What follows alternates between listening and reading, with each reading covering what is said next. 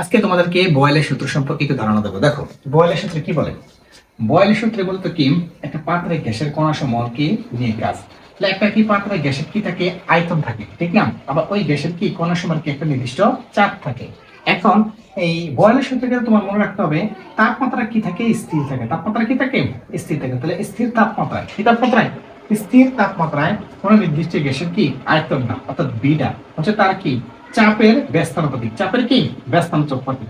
তাহলে আবার বলে একটু খেয়াল করো, দেখো কোন নির্দিষ্ট গ্যাসের, হ্যাঁ, এবং কি নির্দিষ্ট বল নিয়ে আমরা কিন্তু কাজ করি। তাহলে এখন প্রথম তাপমাত্রা কি হবে, স্থির হবে। তাহলে স্থির তাপমাত্রায় কোন নির্দিষ্ট গ্যাসের নির্দিষ্ট ভরের কি আয়তনটা হচ্ছে তার কি চাপের কি ব্যস্তানুপাতিক। এটা হচ্ছে মূলত বয়েলের কি সূত্র।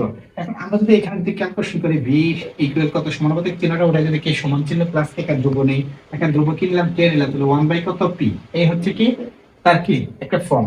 এখন এই কে টা যদি উপরে গুণ করি তাহলে কে বাই কত পি আর নিচে থাকে কি বি। এখন কোনাকুনি গুণ করলে কি পি এর সাথে বি গুণ করলে পি বি ইকুয়াল কত কে। এটা হচ্ছে মূলত কি বয়েলের সূত্রের কি আদর্শ ক্রম, অর্থাৎ কি পি বি ইকুয়াল কত কে, অর্থাৎ চাপ এবং কি আয়তন যদি গুণ করি তাহলে একটা ধ্রুবমান আমরা কি পাবো। এটা হচ্ছে কি বয়েলের সূত্র বলতেছে। হ্যাঁ, আশা করি ক্লাসটা বুঝতে পারছি। আল্লাহ।